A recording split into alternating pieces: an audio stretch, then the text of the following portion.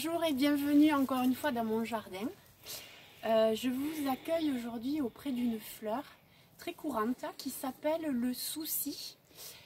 Et son nom latin c'est Calendula officinalis. Donc vous pouvez aussi trouver son nom sous forme de calendula. Alors ce sont des petits soleils. Vous voyez ici j'ai un parterre que j'ai planté. Je vous montrerai les graines tout à l'heure.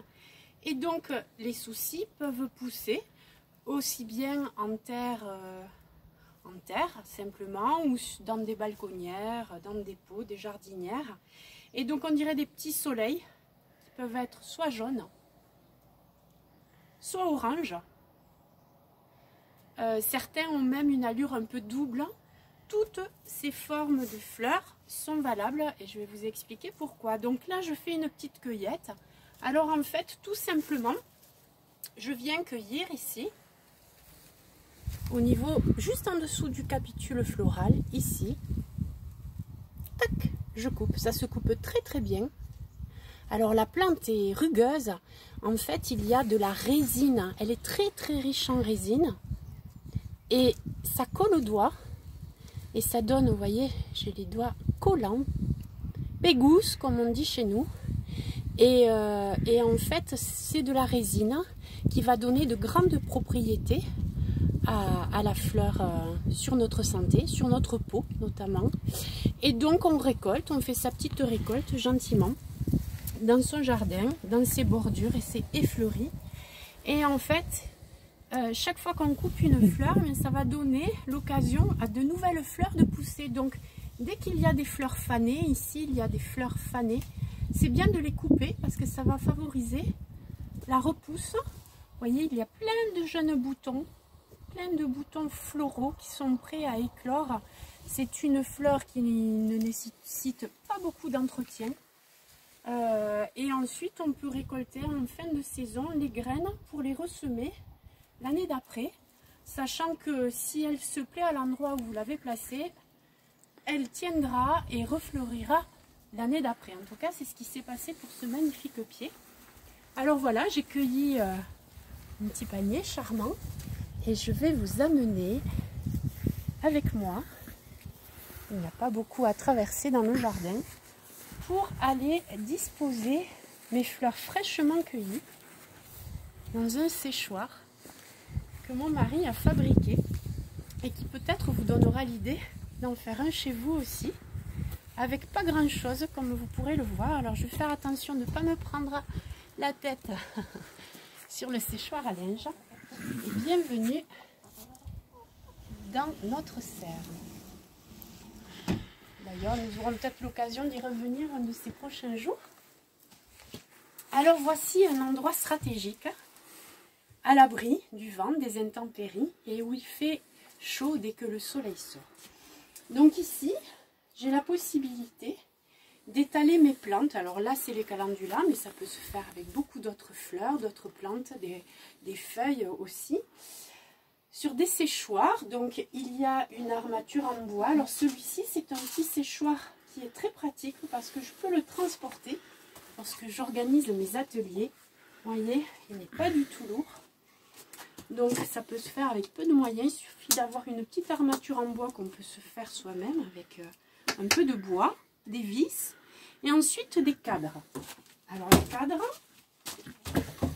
sont faits tout simplement avec quelques morceaux de bois en carré sur lesquels on est venu agrafer de la toile de moustiquaire, tout simplement. Donc voilà, des étagères qui sont espacées pour laisser passer justement un flux d'air qui va permettre le séchage de mes plantes. Alors ici, comme je sèche pas mal de plantes, j'en ai un plus grand, vous voyez, avec des tiroirs beaucoup plus conséquents, mais sur le même principe de fabrication,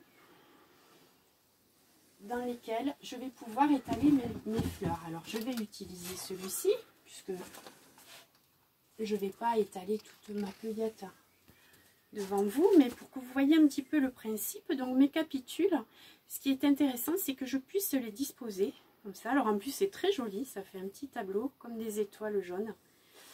En laissant suffisamment d'espace entre mes fleurs, il ne faut pas qu'elles soient collées pour qu'elles bénéficient d'un maximum de contact avec l'air et qu'elles sèchent tranquillement sans être les unes contre les autres. Donc c'est aussi un confinement.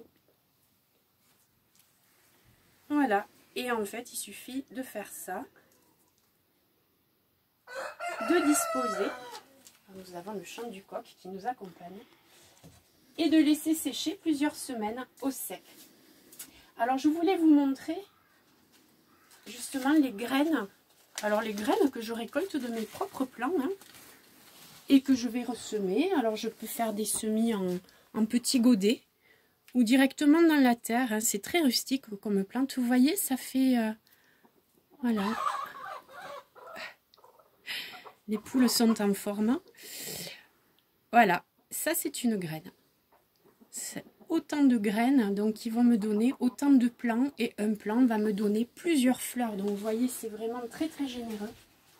Et déjà avec 2-3 plants, on peut faire beaucoup de cueillettes sur toute une saison de soleil. Donc là, en principe, les calendulas ont commencé et je vais en avoir jusqu'à novembre facilement. Et ensuite, de ces calendulas, on peut s'en servir pour faire soit des teintures à base d'alcool, qui vont avoir des propriétés pour calmer les inflammations des muqueuses. Donc lorsque j'ai mal à la gorge, je peux me faire des gargarismes. Inflammation des muqueuses intestinales pour calmer les aigreurs, tout ce qui est du registre de l'ulcère. Le calendula va venir cicatriser les muqueuses abîmées. Elle a un côté anti-inflammatoire et anti-infectieux très intéressant. Et donc du coup, puisqu'elle agit sur les muqueuses, on va l'utiliser sur nos peaux inflammées qui nécessitent du soin, de la douceur. Elle a un pouvoir régénérant très intéressant. Et donc je peux la mettre à macérer dans de l'huile, une huile végétale de mon choix. Qui peut être de l'huile d'amande douce, une huile d'olive tout simplement.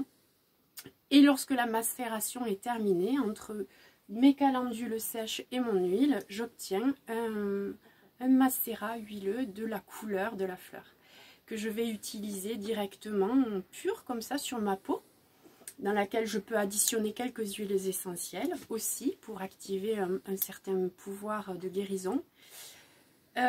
Ou bien, et là c'est mon dada, le transformer en baume de soin, en crème, en liniment, etc. etc.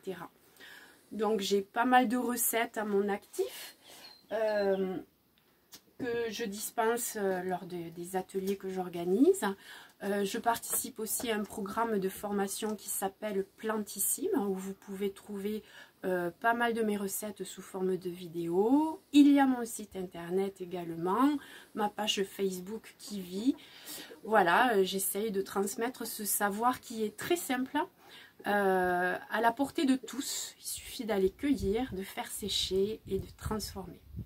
J'espère que ces petits soleils de calendule vous auront fait plaisir aujourd'hui. En tout cas, je vous souhaite à tous de bien vous porter. Prenez bien soin de vous et à très bientôt.